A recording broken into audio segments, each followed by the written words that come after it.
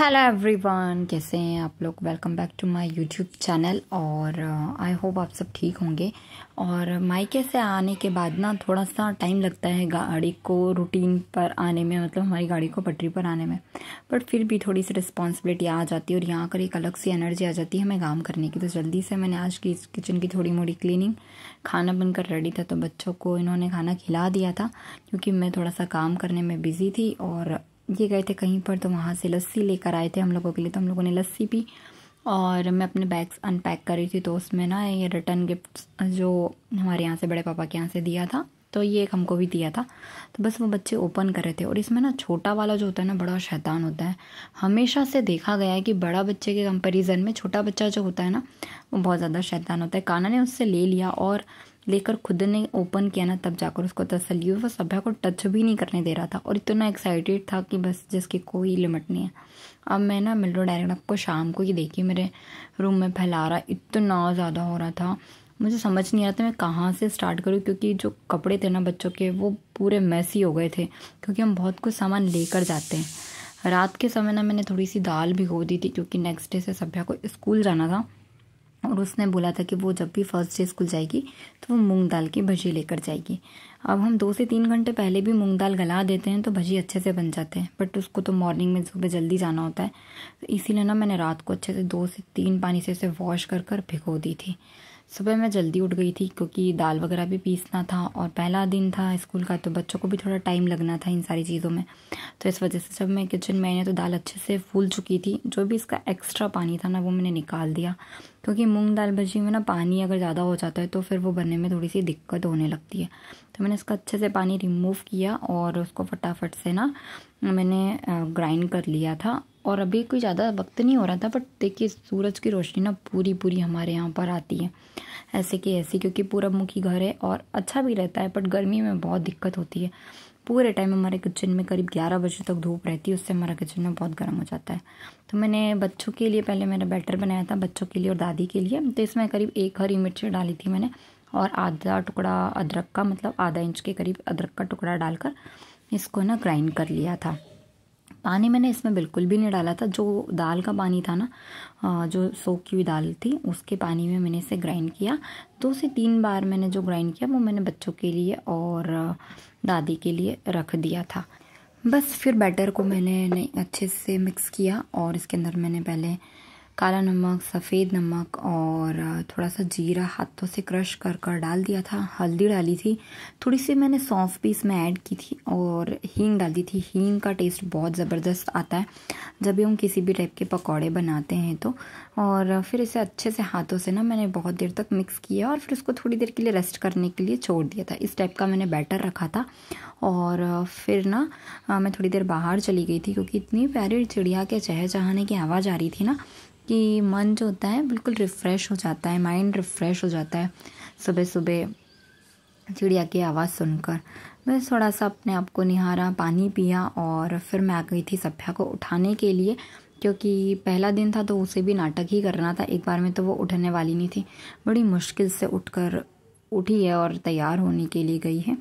और फिर मैं बाहर आई उसको उठाकर उसको नहाने के लिए भेजकर, और फिर मैंने मशीन में ना पानी लगा दिया था क्योंकि मुझे बहुत सारे कपड़े वॉश भी करना थे। फिर जल्दी से किचन में ही, तब तक मेरा बैटर जो था वो थोड़ा फूल गया था और उसके अंदर मैंने कढ़ाई के अंदर ऑयल रख दिया था गर्म करने। और इसी बीच में ना मैं अपने छोटे छोटे काम भी करती जाती हूँ, जैसे उसकी वाटर बॉटल फिल करना है, झाड़ू लगाना है, इस तरह से। मैंने बस एक बार मैंने भजिए बनने के लिए डाले और क्या हुआ, सभ्या नाश्ता भी कर गई थी। वो आजकल दूध वगैरह बिल्कुल नहीं पीती है, तो जो भी मैं लंच बॉक्स बनाती हूँ उसके लिए वो उसको खाकर चली जाती है अगर उसकी पसंद का होता है तो। बस इतनी देर में मैंने उसको ब्रेकफास्ट करने के लिए दे दिया था। फिर उसका लंच पैक किया और फटाफट से उसको मीठे अचार के साथ में मैंने इसे रख दिया था। केचप वगैरह से तो बेटर होता है नींबू का अचार, मीठा वाला या आंवले का अचार जो भी है। तो बस उसके साथ में मैंने उसका लंच बॉक्स पैक किया।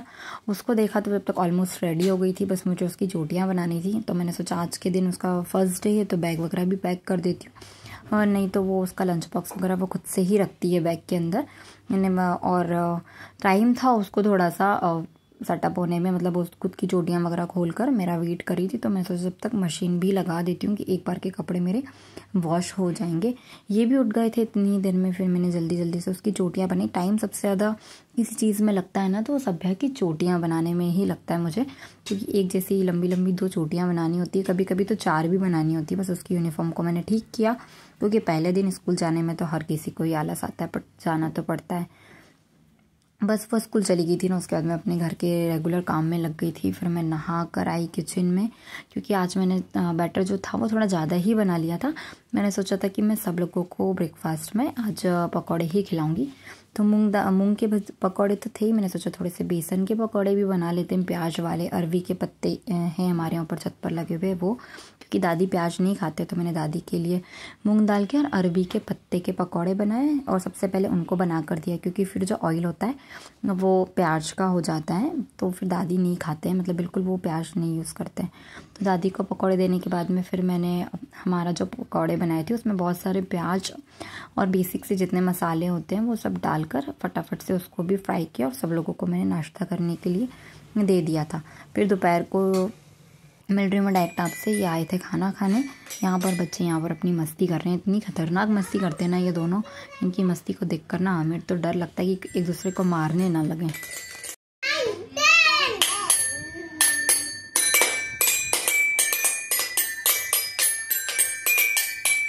इसके बाद मिलिट्री में डायरेक्ट आपको शाम को, क्योंकि सभ्या स्कूल से आई तो आजकल भी इसकी थोड़ा जल्दी छुट्टी हो रही थी, तो वो जल्दी आ गई थी। और आज हमारे घर आने वाले थे गेस्ट, तो आज सुबह से हम उनका वेट कर रहे थे। गेस्ट में क्या थे, मतलब मेरे मामा ससुर आने वाले थे, तो बस हम उनका वेट कर रहे थे। फिर उनका फाइनल हुआ कि वो खाना वाना खाकर जाएंगे, मतलब डिनर कर जाएंगे। तो एकदम से क्या बनाए, तो मैंने सोचा कि चलो पाव भाजी बना लेते, सिंपल सा खाना खिलाने में तो सबसे बेटर है कि कुछ अच्छा बना लेते। तो जल्दी से सारी वेजीज वगैरह बुलवाई, आलू का कुकर मैंने बॉईल करने रखा और सारी सब्जियों को अच्छे से कट किया। और जो सब्जियां थी ना उसको अलग से मैंने बॉईल करने रख दिया था। आलू के साथ बॉईल करते ना तो वो ज़्यादा मैसी हो जाती है। और शिमला मिर्च और प्याज को इस तरह से चॉपर से बिल्कुल चॉप कर लिया था, जिससे बनाने में ना दिक्कत नहीं होती।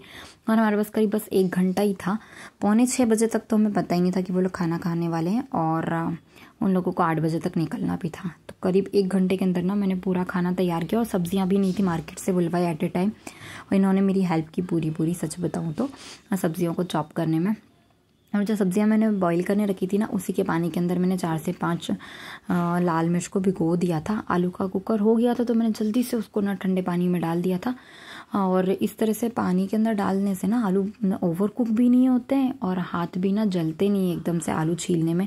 और जब हमें देरी हो तब तो बिल्कुल ऐसे ही करना चाहिए। तो बस मैंने थोड़ा सा और ठंडा पानी लिया और इसके अंदर सारे आलू को डालकर थोड़ी देर के लिए छोड़ दिया था। इतनी देर में वो हो गए थे ठंडे, तो फटाफट से इसकी स्किन निकाली। और मैंने 2 जगह पाव भाजी बनाई थी, तो एक जो मैंने बच्चों के लिए बनाई थी ना, वो मैंने उसका छौंक पहले ही लगा दिया था, बस मुझे उसमें लास्ट में आलू ऐड करना था।